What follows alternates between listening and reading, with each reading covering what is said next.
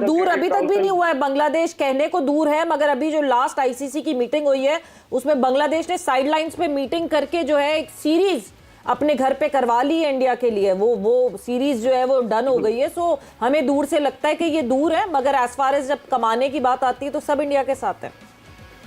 लेकिन सवेरा फारूक अहमद साहब जो नए प्रेसिडेंट बने, जब वो लाहौर आते हैं चैंपियंस ट्रॉफी में, तो हम उन्हें बड़ा प्रोटोकॉल देते हैं, उन्हें चाय पिलाते हैं और उनके साथ बातचीत करते हैं कि बायलैटरल। तो इसका मतलब तो यही हुआ कि वो यहाँ आए और आज तक चले गए, और जहाँ उन्होंने अपने है या लोन पे कॉम है, क्या चल रहा है इस देश में किसी को नहीं पता। मतलब अगर चाइना और IMF लोन देना बंद कर दे तो पाकिस्तान में तो अगले दिन की तनख्वाह देने की उनकी सरकार के पास पैसे ना हो। ये हालत है पाकिस्तान की, इकोनॉमी ठप हो जाए, उनकी बैठ जाए।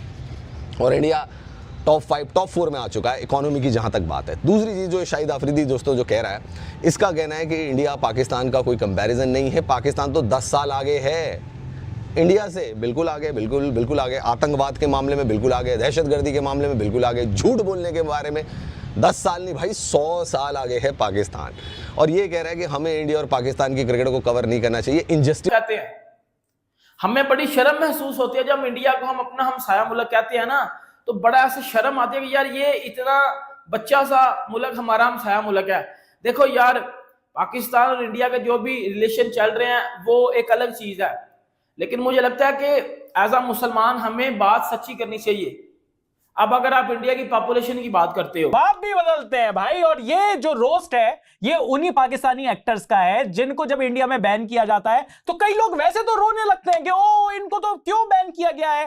कला का क्या नहीं होता, कोई धर्म नहीं होता, धर्म नहीं होता। हाँ, नहीं सही बात है। और बहुत सारी बाउंड्रीज नहीं होती है, बाउंड्रीज नहीं होती। शाहिद अफरीदी से रिलेटेड जो कि पाकिस्तान के एक ऐसे क्रिकेटर हैं, फ्रॉड क्रिकेटर मैं उनको कहता हूं, क्योंकि उन्होंने बहुत बड़ा एज का जो फ्रॉड था ना, उम्र का जो फ्रॉड था वो उन्होंने किया और पूरे इंटरनेशनल क्रिकेट की आंखों में झांसा डाला। और देखो उनके रिकॉर्ड भी मेरे को तो लगता है कि फोरफीट कर लेने चाहिए, जब्त कर लेने चाहिए। भाई शाहिद अफरीदी ने कर दी बेतुकी बात।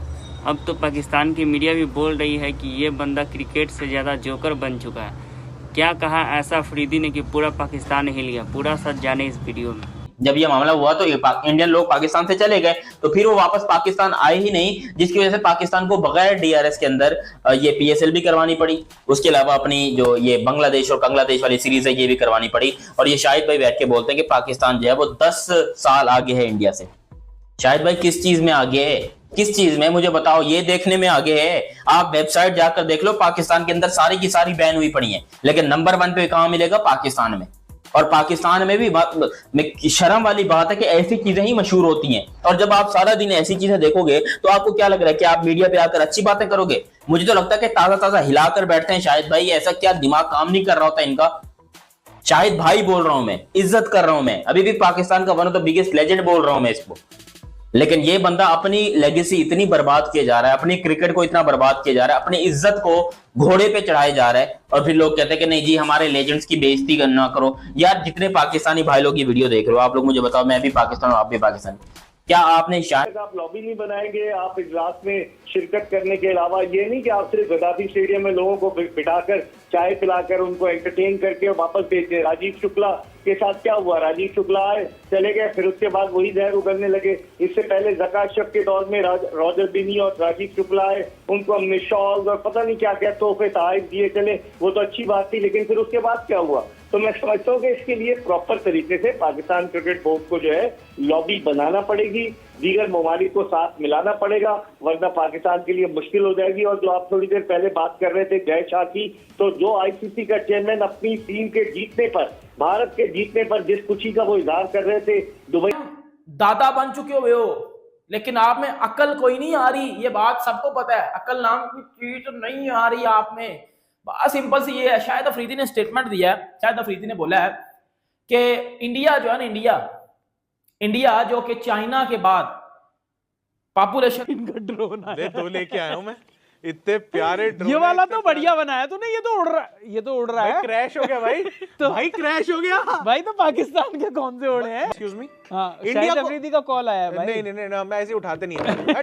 अगर गालियां कोई कहे कि अंडी मंडी सड्डी, हाँ। और कोई आदमी एकदम से उसमें कूद जाए, वो कहेगा बस भाई मेरी हिम्मत। तो वो शाहिद अफरीदी है, वो किसी और पे लेने नहीं देता। हाँ। सारी गाली मेरे तरफ आ जाए बस।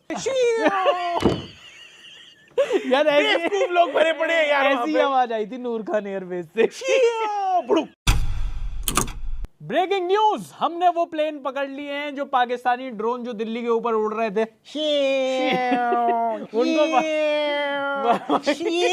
बड़े तुम्हारे प्लेन आ गए, बेवकूफ के बच्चों, समझ में आ रही है तुम? शाहिद अफरीदी ने हाल ही में एक प्रेस कॉन्फ्रेंस में कहा कि अगर हमारी टीम इंडिया से हारेगी तो इसमें साजिश भी हो सकती है, ऐसा उसने कहा। अब बताओ कि जब खुद की टीम कुछ नहीं कर पा रही तो इल्ज़ाम लगा रहे हैं भारत पर। पाकिस्तान की मीडिया चैलेंज जैसे अरी न्यूज़ और जियो न्यूज़ सब कह रहे हैं कि अब अफरीदी अब एक्स प्लेयर नहीं एक्स्ट्रा प्रॉब्लम बन चुका है। भी पाकिस्तानी कंटेंट क्रिएटर है ना, चाहे छोटे हैं बड़े हैं कोई भी है, ये सब बैन होंगे और हर सोशल मीडिया प्लेटफॉर्म से बैन होंगे।